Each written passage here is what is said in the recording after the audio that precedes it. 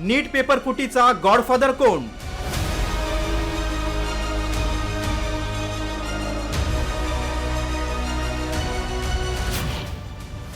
God नावाच्या नंबरवरून संशयास्पद संवाद.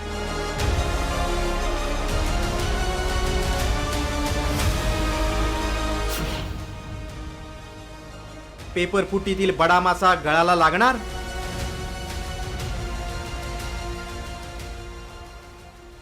नीट पेपर फुटी प्रकरणाचा तपास जसजसा पुढे सरकतोय तसं सीबीआयच्या तपासात धक्कादायक खुलासे समोर येत आहेत. या संपूर्ण प्रकरणाचा गॉडफादर कोण याकडे सगळ्यांचं लक्ष असतानाच अटकेत असलेली मुख्याध्यापिका मनीषा हवालदारच्या चौकशीत रॅकेटचा मास्टरमाइंड कोण याचे धागेदोरे मिळण्याची शक्यता आहे.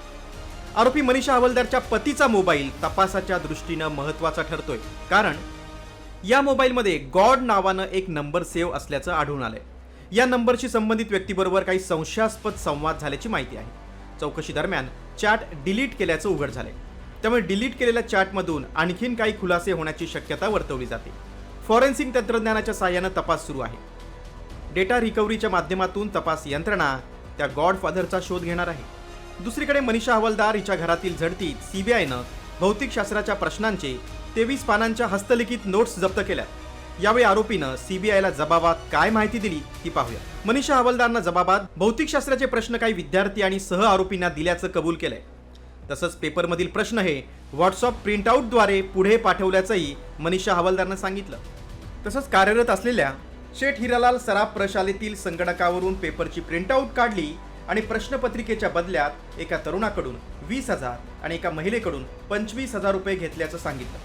ही रोख रक्कम मनीषा मांढरेच्या उपस्थितीत घेतल्याचं आणि नंतर कुणाकडूनही पैसे घेतले नाहीत अशी कबुली आरोपीनं दिली.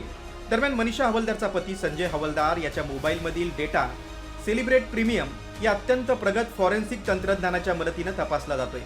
त्यामुळे हवालदारच्या मोबाईलमधील गॉड ही व्यक्ती एनटीएचा अधिकारी आहे की कोचिंग क्लासचा संचालक हे तपासातून समोर येईलच. नीट पेपर फुटीची साखळी चक्रावून टाकणारी आहे. पुणे, अहिल्यानगर, नाशिक, राजस्थान आणि हरियाणापर्यंत पोहोचलेली संशयितांची एक एक कडी सीबीआय जोडत चाललंय. सीबीआयने आतापर्यंत अटक केलेल्या 11 जणांपैकी तब्बल 7 जण हे महाराष्ट्रातले.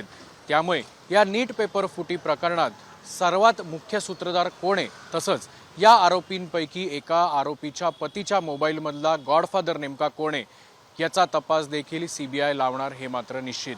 कॅमेरामन आदर्श कटिसेसह अक्षय बडवे, साम टीव्ही न्यूज, पुणे.